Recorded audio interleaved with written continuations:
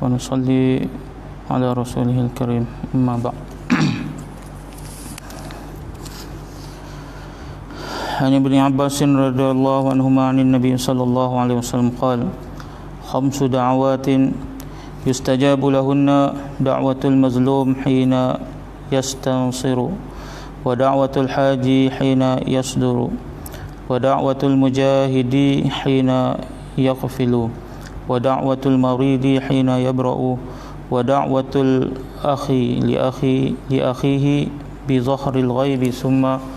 ثم قال: وأسرع هذه الدعوات إجابة دعوة الأخ لأخيه بظهر الغيب.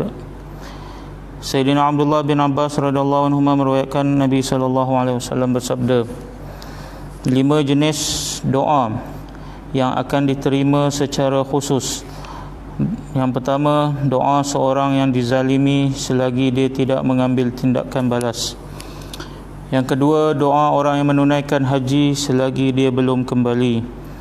Yang ketiga, doa seorang mujahid selagi dia belum pulang. Yang keempat, doa seorang yang sakit selagi dia tidak sembuh. Dan yang kelima, doa seseorang untuk saudaranya di luar pengetahuan saudaranya itu. Kemudian baginda Rasulullah sallallahu alaihi wasallam bersabda, antara kesemua doa itu, doa yang paling cepat diterima ialah doa seseorang untuk saudaranya di luar pengetahuan saudaranya. Sayyidina Abdullah bin Abbas radhiyallahu anhu meriwayatkan bahawa Nabi sallallahu alaihi wasallam bersabda, 5 jenis doa yang akan diterima secara khusus. Yang pertama, doa seorang yang dizalimi selagi dia tidak mengambil tindakan balas. Yang kedua, doa orang yang menunaikan haji selagi dia belum kembali. Yang ketiga, doa seorang mujahid selagi dia belum pulang. Yang keempat, doa seorang yang sakit selagi dia tidak sembuh. Dan yang kelima, doa seseorang untuk saudaranya di luar pengetahuan saudaranya itu. Kemudian baginda Rasulullah sallallahu alaihi wasallam bersabda, antara kesemua doa-doa itu, doa yang paling cepat diterima ialah doa seseorang untuk saudaranya di luar pengetahuan saudaranya. An Abi Hurairah radhiyallahu anhu anna Nabiy sallallahu alaihi wasallam qala: salasu da'awati mustajabatun la syakka fihin da'watul walid wa da'watul musafiri wa da'watul mazlum. Sayyidina Abu Hurairah radhiyallahu anhu meriwayatkan bahawa Nabi sallallahu alaihi wasallam bersabda, 3 doa yang diterima secara khusus dan tidak ada sebarang syak dalam penerimaan doa-doa ini. Yang pertama, doa seorang bapa untuk anak-anaknya. Yang kedua, doa seorang musafir. Dan yang ketiga, doa seorang yang dizalimi. Sayyidina Abu Hurairah radhiyallahu anhu meriwayatkan bahawa Nabi sallallahu alaihi wasallam bersabda, 3 doa diterima secara khusus dan tidak ada sebarang syak dalam penerimaan doa-doa ini. Yang pertama, doa seorang bapa untuk anak-anaknya. Yang kedua, doa seorang musafir. Dan yang ketiga, doa seorang yang dizalimi.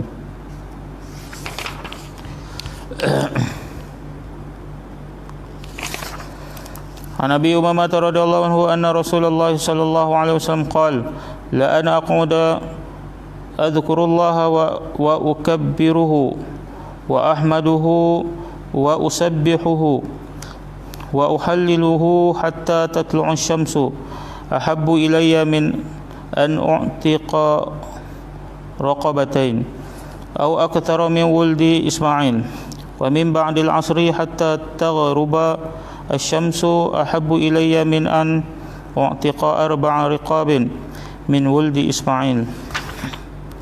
Sayyidina Abu Umamah radhiyallahu anhu meriwayatkan bahawa Rasulullah sallallahu alaihi wasallam bersabda, aku duduk selepas solat subuh hingga terbit matahari untuk mengingati Allah, membesarnya dengan membaca Allahu Akbar, memujinya dengan membaca Alhamdulillah, mensucinya dengan membaca Subhanallah, dan bertahlil dengan membaca La ilaha illallah adalah lebih aku suka daripada memerdekakan 2 orang hamba atau lebih daripada Demikian juga aku duduk selepas solat asar sehingga terbenam matahari. Untuk melakukan amalan-amalan itu lebih aku suka daripada memerdekakan 4 orang hamba daripada keturunan Nabi. Sayyidina Abu Umamah radhiyallahu anhu meriwayatkan bahawa Rasulullah sallallahu alaihi wasallam bersabda, aku duduk selepas solat subuh sehingga terbit matahari untuk mengingati Allah Subhanahu wa taala, membesarkannya dengan membaca Allahu Akbar, memujinya dengan membaca Alhamdulillah, mensucinya dengan membaca Subhanallah, dan bertahlil dengan membaca La ilaha illallah adalah lebih aku suka daripada memerdekakan 2 orang hamba atau lebih daripada keturunan Nabi Ismail. Demikian juga aku duduk selepas solat asar sehingga terbenam matahari untuk melakukan amalan-amalan itu lebih aku suka daripada memerdekakan 4 orang hamba daripada keturunan Nabi Ismail.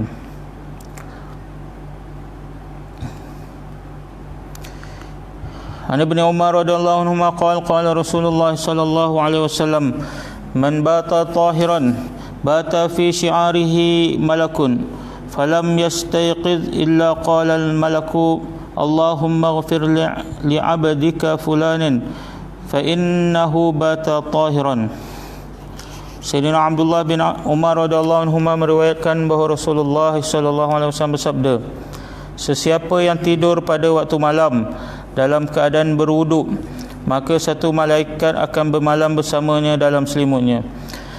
Apabila dia sedar daripada tidurnya, maka malaikat itu akan berdoa, ya Allah, ampunilah hamba-Mu ini kerana dia telah tidur dalam keadaan berwuduk. Sayyidina Abdullah bin Umar radhiyallahu anhu meriwayatkan bahawa Rasulullah sallallahu alaihi wasallam bersabda, sesiapa yang tidur pada waktu malam dalam keadaan berwuduk, maka satu malaikat akan bermalam bersamanya dalam selimutnya. Apabila dia sedar daripada tidurnya, maka malaikat itu akan berdoa, ya Allah, ampunilah hamba-Mu ini kerana dia telah tidur dalam keadaan berwuduk. An Mu'adz bin Jabal radhiyallahu anhu 'an Nabi sallallahu alaihi wasallam qala, ma min muslimin yabitu ala dhikrin tahiran fayata'arru min al-laili fayas'alu Allah khairan min ad-dunya wal akhirah illa a'tahu iyyah.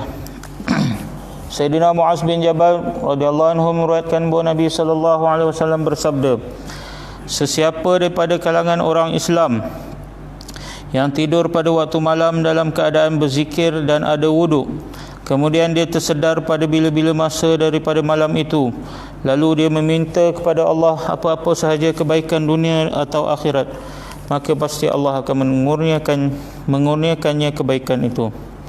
Sayyidina Mu'adz bin Jabal radhiyallahu anhu meriwayatkan bahawa Nabi sallallahu alaihi wasallam bersabda, sesiapa daripada kalangan orang Islam yang tidur pada waktu malam dalam keadaan berzikir dan ada wuduk, kemudian dia tersedar pada bila-bila masa pada malam itu, lalu dia meminta daripada Allah apa-apa sahaja kebaikan dunia atau akhirat, maka pasti Allah Subhanahu wa taala akan mengurniakannya kebaikan itu.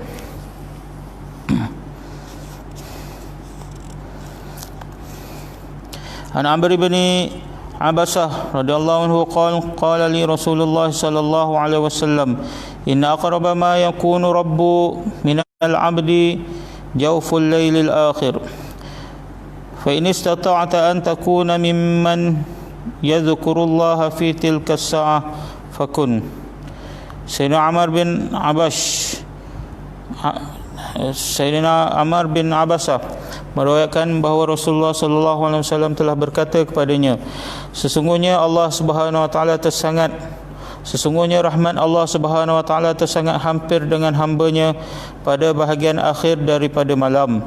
Sekiranya kamu mampu, maka hendaklah kamu berzikir kepada Allah pada waktu itu.